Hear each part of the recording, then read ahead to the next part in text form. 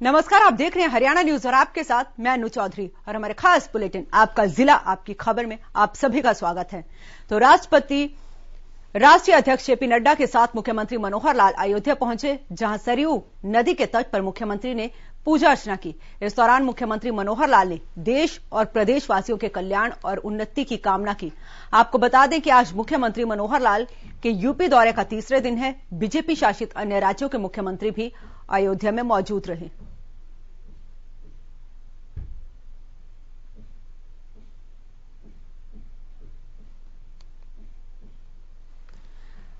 तो अयोध्या में सरयू नदी के तट पर पूजा अर्चना की और 11 राज्यों के मुख्यमंत्री इस पूजा में शामिल हुए। वहीं प्रदेश के सीएम मनोहर लाल भी अयोध्या में रामलला के दर्शन करने के लिए पहुंचे और साथ ही राष्ट्रीय अध्यक्ष जेपी नड्डा भी मौजूद रहे। तो काशी के बाद अब अयोध्या में बीजेपी का संगम नजर आया और हरियाणा के सीएम मनोहर लाल भी यहां पे मौजूद रहे और सभी मुख्यमंत्रियों ने रामलला के दर्शन किए और सरयू नदी के तट पर पूजा अर्चना की।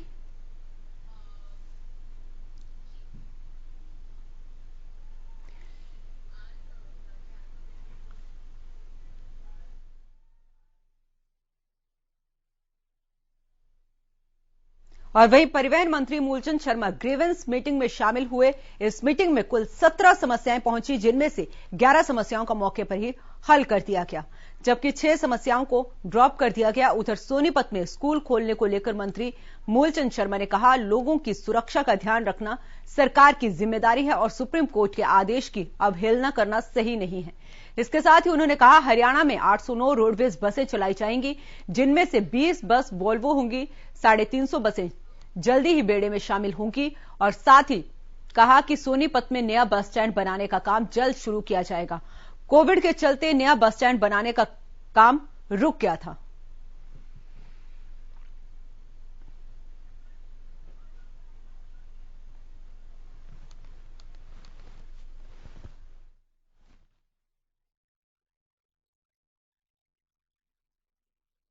और वहीं हर महीने होने वाली मासिक कष्ट निवारण समिति की बैठक की अध्यक्षता कर रहे खेल मंत्री संदीप सिंह ने लोगों की शिकायत सुन उस पर तुरंत एक्शन लिया। इस दौरान लापरवाही बरतने वाले एक डिपो संचालक और दूसरा निजी अस्पताल की शिकायत करने आई एक लड़की ने अपनी पथरी के इलाज के दौरान हुई लापरवाही का ब्यौरा दिया, जिसके बाद संदीप सिंह ने जांच के बाद उनके लाइसेंस रद्द करने के आदेश भी दिए।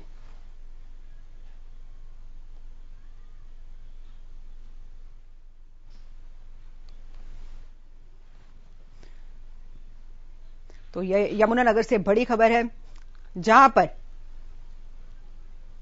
मासिक कष्ट निवारण समिति की बैठक हुई है और खेल मंत्री संदीप सिंह ने इसकी अध्यक्षता की और लोगों की समस्याएं सुनकर तुरंत उन पर एक्शन भी लिया और साथ ही इस दौरान लापरवाही बरतने वाले डिपो संचालक और दूसरे निजी अस्पतालों की पर कड़ी कार्रवाई के निर्देश भी दिए।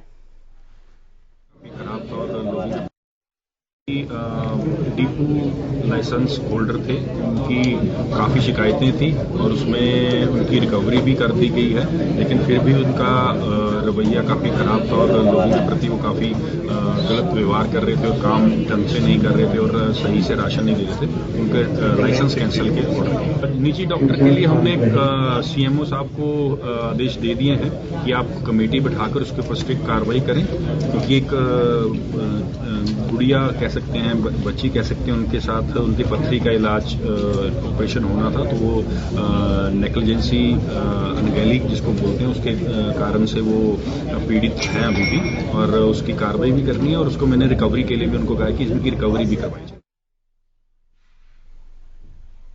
और वहीं हरियाणा कांग्रेस एचपीएससी और एसएससी भर्ती घोटाले को लेकर बीजेपी सरकार पर लगातार हमलावर है। आज कांग्रेस महासचिव रणदीप सुरजेवाला और हरियाणा कांग्रेस के अध्यक्ष कुमारी सैलजा ने संयुक्त प्रेस कॉन्फ्रेंस की। इस दौरान कुमारी सैलजा ने गठबंधन सरकार पर हमला बोलते हुए कहा कि सीएम मनोहर लाल अपनी जिम्मेदारी से कब तक पीछे हटेंगे। उन्होंने कहा कि इतना बड़ा घोटाला कैसे हो सकता है। वहीं रणदीप सुरजेवाला ने कहा कि लीपापोती कर भर्ती कांड से नहीं बचा जा सकता। उन्होंने कहा कि नौकरी की दलाली खा रहे दुर्योधनों को धृतराष्ट्र बनकर सीएम बचा रहे हैं। सुरजेवाला ने कहा कि 14 दिसंबर को सरकार ने 10 पदों की भर्ती की डॉक्यूमेंट वेरिफिकेशन के आदेश जारी कर दिए थे। हरियाणा स्टाफ सिलेक्शन कमीशन ने भी खुद को क्लीन चिट दे डाली थी। सुरजेवाला ने कहा कि आज तक चेयरमैन और मेंबर्स को जांच के लिए नहीं बुलाया गया, जिससे सरकार की संलिप्तता साफ नजर आती है।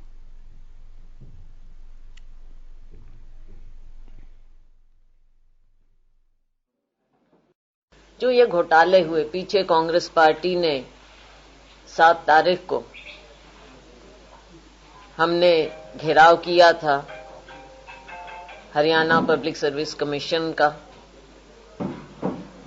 बात कुछ ऐसी रही कि भर्तियां जब से ये होने लगी हैं तो हर भर्ती में, पेपर्स में हर तरह से घोटाला हुआ है।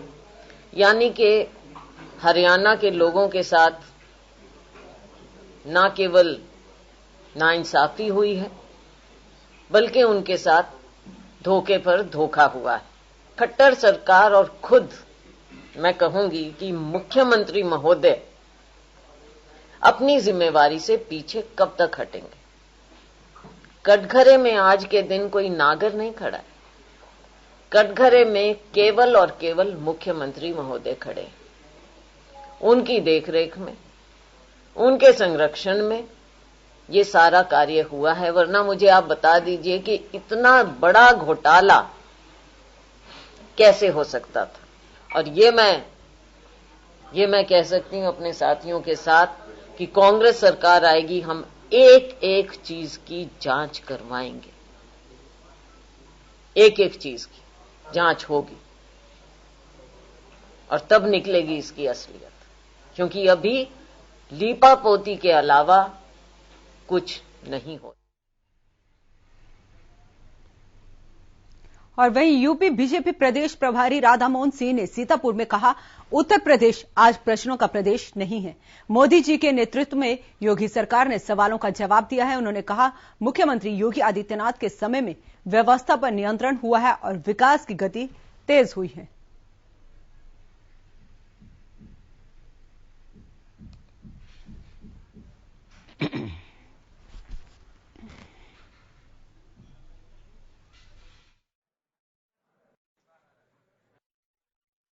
हमारी सरकार जो उत्तर प्रदेश में आई, उसके पहले नाम इसका उत्तर प्रदेश जरूर था। एक प्रश्नों का प्रदेश था, माफियागिरी का प्रश्न था, छोटी परिस्थित परिवार के भ्रष्टाचार, जातिवाद का प्रश्न था, दंगों का प्रश्न था। कई ऐसे प्रश्न थे, लेकिन नाम था उत्तर प्रदेश। इन 4.5 वर्षों के अंदर आदरणीय मोदी जी के मार्गदर्शन में योगी सरकार ने तमाम प्रश्नों का उत्तर दिया है। और आज सही माने में उत्तर प्रदेश है, अब प्रश्नों का प्रदेश नहीं है। विधि व्यवस्था में नियंत्रण हुआ है, विकास की गति तेज हुई है। और वहीं गुरुग्राम में हुए हाई प्रोफाइल चोरी की दस्तक दिल्ली तक पहुंच गई है। मामले की जांच स्पेशल टास्क फोर्स कर रही है। एसटीएफ के डीआईजी के मुताबिक आईपीएस धीरज सेतिया की गिरफ्तारी पहले प्राथमिकता है। केस में कई और नाम सामने आ सकते हैं। मामले में अब तक 15 लोग गिरफ्तार हो चुके हैं और देशी और विदेशी करेंसी, सोने के सिल्ली समेत करीब 6 करोड़ की नकदी बरामद हो चुकी है। मामले में एसटीएफ के डीआईजी सतीश बालन से हरियाणा न्यूज ने खास बातचीत की।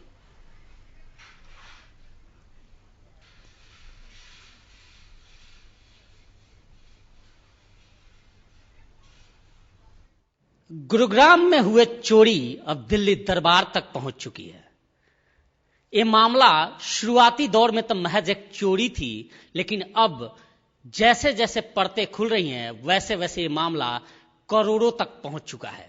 इस पूरे मामले की जांच एसटीएफ कर रही है और हमारे साथ आज एसटीएफ के डीआईजी सतीश बलान जी हैं। इनसे बात करेंगे और जानेंगे कि अपडेट क्या है और एक छोटी सी चोरी इतनी बड़ी कैसे हो गई। सर, सबसे पहले तो आपसे जानेंगे कि इस पूरे मामले में अपडेट क्या है। अपडेट, अब गुड़गांव पुलिस ने 10 अक्यूज को गिरफ्तार कर रखा था और हमारे पास 30 अक्टूबर को केस ट्रांसफर हुआ था स्पेशल टास्क फोर्स में। 10 नवंबर को ही हमने 2 व्यक्तियों को गिरफ्तार किया, जो डॉक्टर अश्विनी तेहलान और संदीप बुधवार, और उनसे लगभग 3 करोड़ 90 लाख के लगभग हमने इंडियन करेंसी और 9 जो यूएस करेंसी और गोल्ड ब्रिक्स वो हमने बरामद किए थे। उनके बयानों के मुताबिक वो 2 डॉक्टर इसको इस साजिश में पूरे साजिश रचना मालूम हुआ था, जो डॉक्टर सचिंदर नवल और एक डॉक्टर जेपी सिंह, इन दोनों को हमने गिरफ्तार किया। और उसके बाद अभी 7/12 को हमने इसको एक चोर, उसमें जो एक्चुअल चोरी में शामिल था उस दिन, रविंद्र दैया उर्फ बिट्टू, उनको गिरफ्तार किया। और बाकी और चोर जो शामिल थे, एक चेतन मान अलेस बाक्सर और एक अजीत बड़ीसी और विकास लगरपुरिया, जो मेन गैंगस्टर जिसका पूरा साजिश था, और उसका चाचा एक जोगिंदर जो ड्राइवर था नबल के पास। इन चारों की तलाश जारी है और जल्द ही इन सबको गिरफ्त में लेंगे। अभी तक जो जांच पहुंची है सर, इसके मुताबिक इसकी प्लानिंग कैसी हुई और किस तरह से वारदात को अंजाम दिया गया था? अभी तक जो सामने आई है बात ऐसा है कि एक एम्प्लॉय था इस कंपनी में ही श्याम, और डॉक्टर जीपी सिंह भी एक तरह से विजिटिंग डॉक्टर था उस सोसाइटी में, एक एम्प्लॉय था। और काफी लोगों को पता था कि कुछ दिनों में से वहां पे ये रकम रखा हुआ है, जो कैश रखा हुआ है।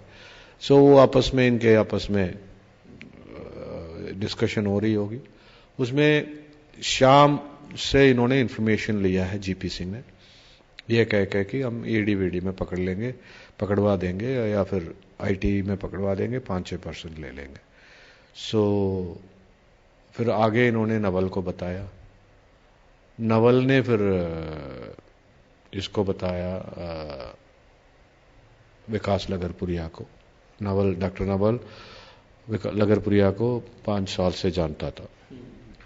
फिर ये 23 अगस्त के आसपास की बात है, 23 जुलाई की।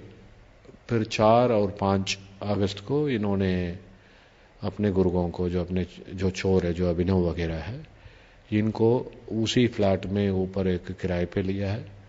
और उसी रात, एक दिन पहले लिए 2-3 तारीख को अगस्त को, 4 तारीख रात को वो ऊपर से उतर के आके एक बार एक फ्लैट को उन्होंने दरवाजा खोला है, कुंडी तोड़ के अंदर घुसे हैं, उसमें जो भी रकम रखा हुआ था उसको लेके आके दिल्ली डिलीवर किया है। और उसके बाद दोबारा वापस आके दूसरे फ्लैट में भी जो पैसा रखा हुआ था उसको भी चोरी कर ले गए हैं। और वहीं मुख्यमंत्री अंत्योदय परिवार उत्थान योजना के तहत नीलोखेड़ी के गर्ल्स हॉस्टल परिसर में 16 और 17 दिसंबर को अंत्योदय ग्रामोदय मेले का आयोजन किया जाएगा। एसडीएम ने मेले स्थल का जायजा लिया और अधिकारियों और कर्मचारियों से चर्चा की।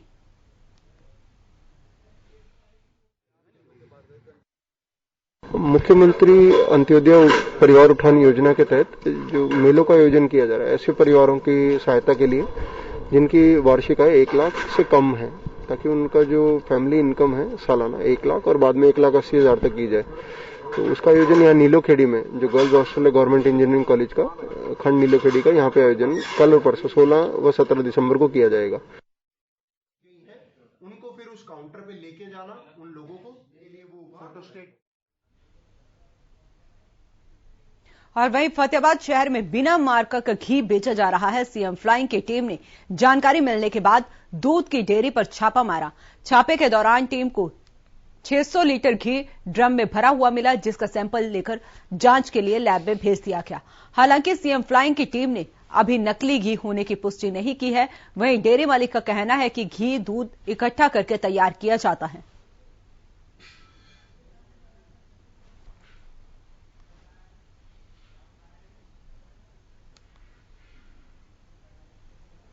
और वहीं रेवाड़ी के नारनौल जेल रिश्वत कांड में गुरुग्राम विजिलेंस की टीम ने रेवाड़ी जेल सुप्रीडेंट अनिल कुमार के घर रेड की।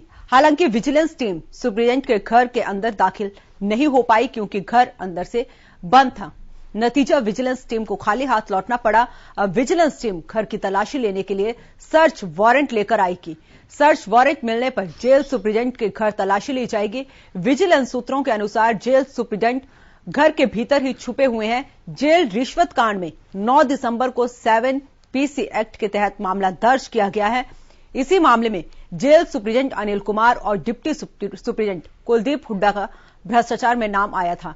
बता दें कि 9 दिसंबर विजिलेंस गुरुग्राम यूनिट ने नारनौल जेल में रेड की थी। उस वक्त जेल वार्डन राजन को 1 लाख की रिश्वत लेते हुए रंगे हाथों पकड़ा गया था।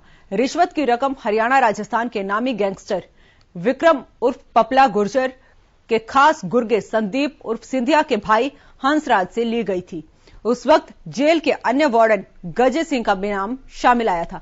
विजिलेंस टीम ने गजे सिंह को भी गिरफ्तार कर लिया था। दोनों से सख्ती से हुई पूछताछ के बाद नारनौल जेल के डिप्टी सुप्रीडेंट कुलदीप हुड्डा और नारनौल जेल का अतिरिक्त का कामकाज देख रहे रेवाड़ी जिले सुप्रीडेंट अनिल कुमार का नाम भी सामने आया था।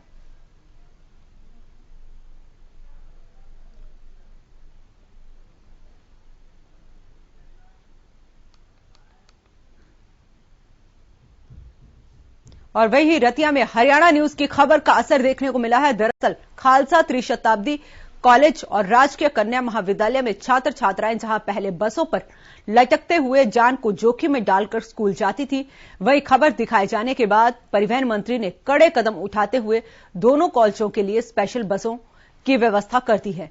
वहीं इस समस्या का समाधान होने के बाद छात्र छात्राओं ने हरियाणा न्यूज का धन्यवाद भी किया। बता दें पिछले कई सालों से बसों की कमी के चलते छात्र छात्राओं को खिड़की पर लटक कर कॉलेज जाना पड़ता था।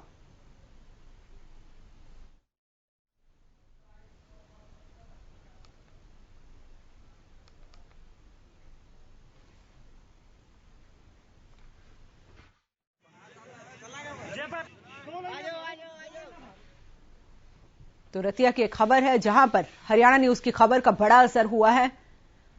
जान जोखिम में डालकर स्कूल के छात्र बसों में सफर करते थे और कई बार विरोध प्रदर्शन भी कर चुके थे, लेकिन उनकी समस्या का समाधान नहीं हो पाया था।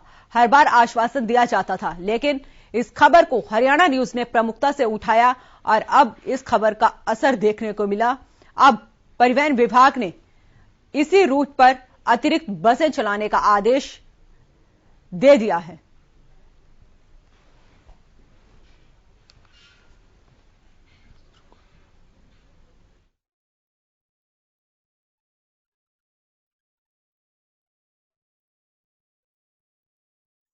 स्कूल और कॉलेज जाते थे छात्र और हरियाणा न्यूज ने इस खबर को प्रमुखता से उठाया था। वहीं छात्र छात्राओं ने हरियाणा न्यूज का धन्यवाद भी किया।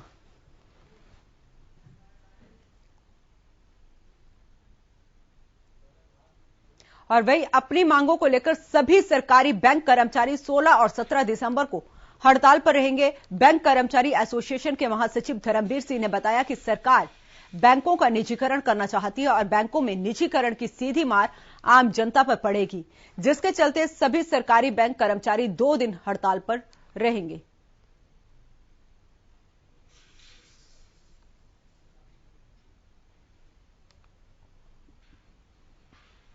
तो बैंक कर्मचारी 2 दिन की हड़ताल पर रहेंगे और लगातार अपनी मांगों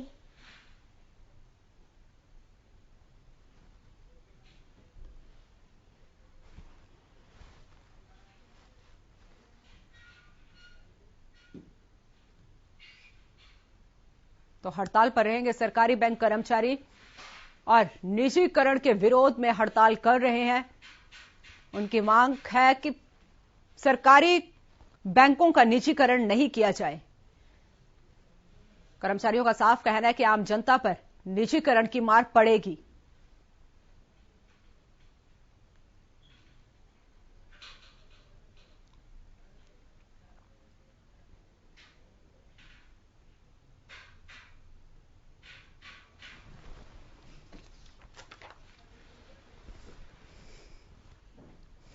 तो अपनी मांगों को लेकर सभी सरकारी बैंक कर्मचारी 16 और 17 दिसंबर को हड़ताल पर रहेंगे।